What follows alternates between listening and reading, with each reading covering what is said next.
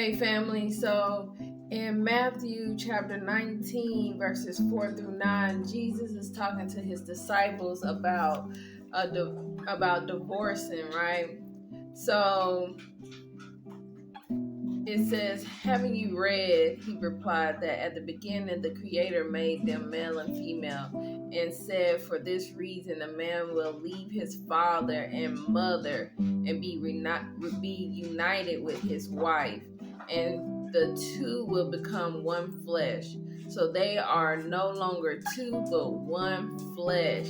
That's another topic right there, because there's a lot of married folks moving as separate entities when you're supposed to be one unit, okay? But that's another story. Okay, we're gonna keep going, right?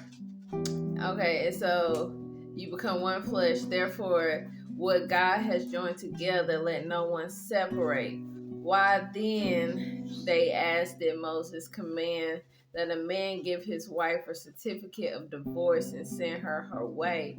Jesus replied, Moses permitted you to divorce your wife because your hearts were hard. But it was not this way from the beginning. I tell you that anyone who divorces his wife except for sexual immorality and marries another woman commits adultery. Okay, so is that the case?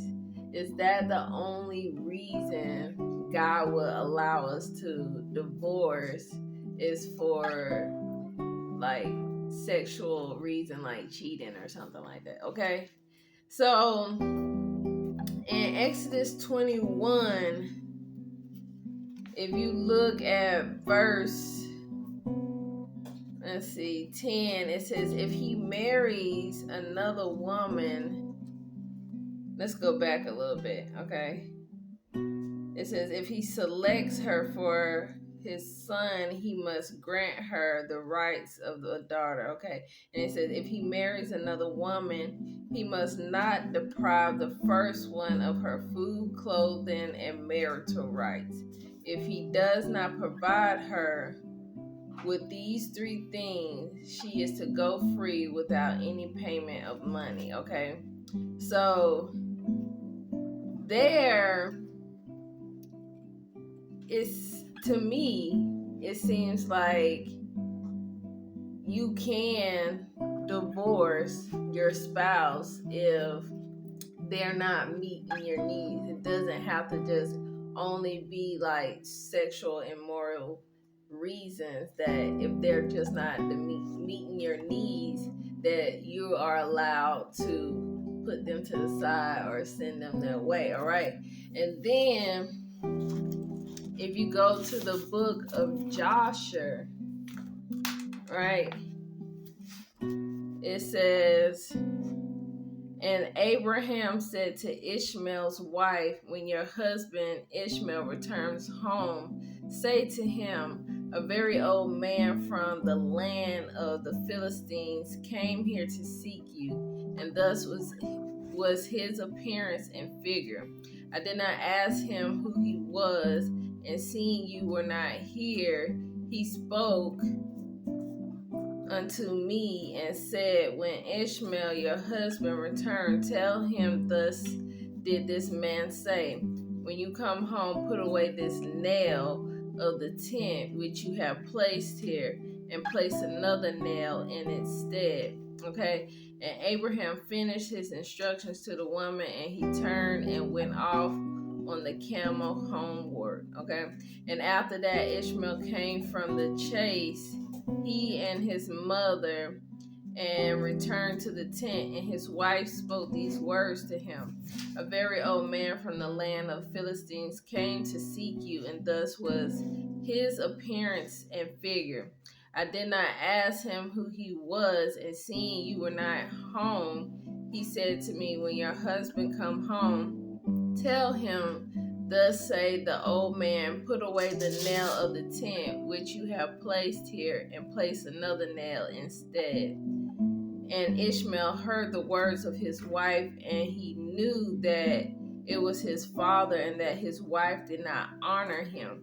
And Ishmael understood his father's words, and he had that he had spoken to his wife, and Ishmael hearkened to the voice of his father, and Ishmael cast off the woman, and she went away. Okay, and then it says, and afterward Ishmael went to the land of Canaan, and he took another wife. Okay, so Abraham told his son to divorce his wife simply because she was rude to him. Because if you go back in that chapter, it's chapter 21 in Joshua, okay, it's like around verse 28 where it starts, okay, and it shows that it says that she was beating the children, she was cursing them, she also cursed her husband and reproached him.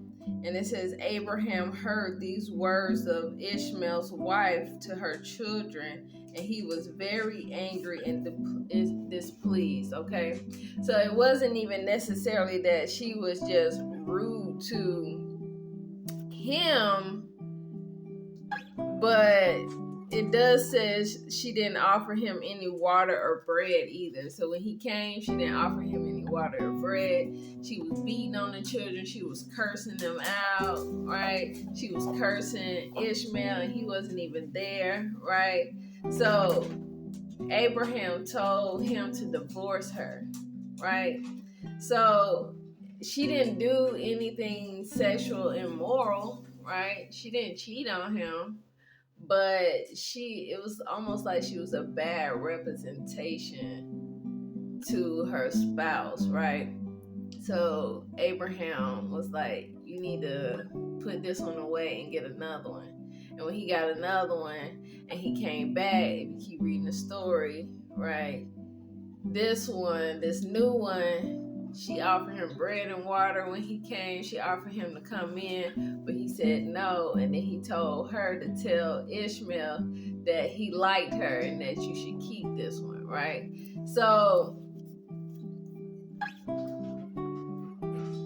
what do y'all think, right? Does divorcing your spouse make you an adulterer, like Jesus says? Or do, according to text, God allow us if our spouse is just not fulfilling our needs, or, being the person that we need them to be in order to grow and move forward, okay? The whole thing about equally yoked, right? If your spouse is not equally yoked, it's, to me, according to these two Bible verses, right, from the book of Joshua and Exodus, to me it sounds like if you're not equally yoked and it's just not working out, God allows you to separate, right, and get with the person that he has always intended for you. Because sometimes we get impatient, right? We get impatient waiting on God to bring us our chosen one, and we just rush and marry the first person that say they want to marry us, okay? And by doing that, we miss out on the person God intended us to actually be with, that's going to fulfill all our needs and actually make us be happiest, right? So then we get in these relationships, and then we're like, I'm stuck. I already invested. I'm already here. I might as well stay, but you're not happy, right?